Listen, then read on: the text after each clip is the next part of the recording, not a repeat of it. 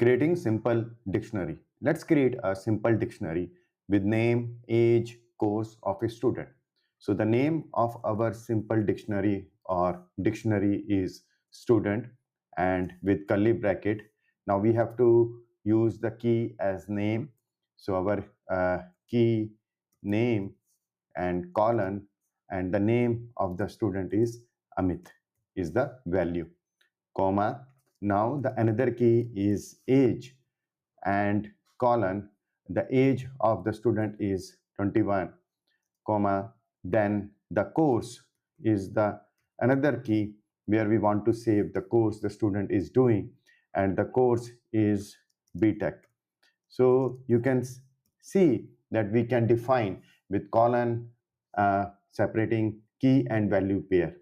Now if we run, this will give us a dictionary with name, age and course as key, and Amit 21 years and B.Tech as the values. Now create the same dictionary using the dict construct. So the name of our dictionary is again student, and to this we are going to use the dict construct. And within dict construct, as you have seen in with curly brackets, so we have to if enclose or within inverted comma, we have to enclose the keys also and the values if they are string. But in dict construct that is not required, so we can straightforward put the name as key, and instead of colon we have to use equal. So name as key equal, and the Amit is the value, the name of the student. The another key is age equal, and because 21 is a integer, so we don't have to keep it within inverted comma. And then course is the third key we have, and the value of the course for this student Amit is B.Tech.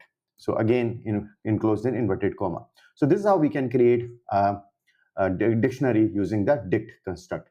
Now let's create or print our student dictionary, and this is the dictionary with keys and value pair separated by the colon and enclosed within the curly brackets. So name, age and course are the keys, and while Amit 21 and B.Tech are the values.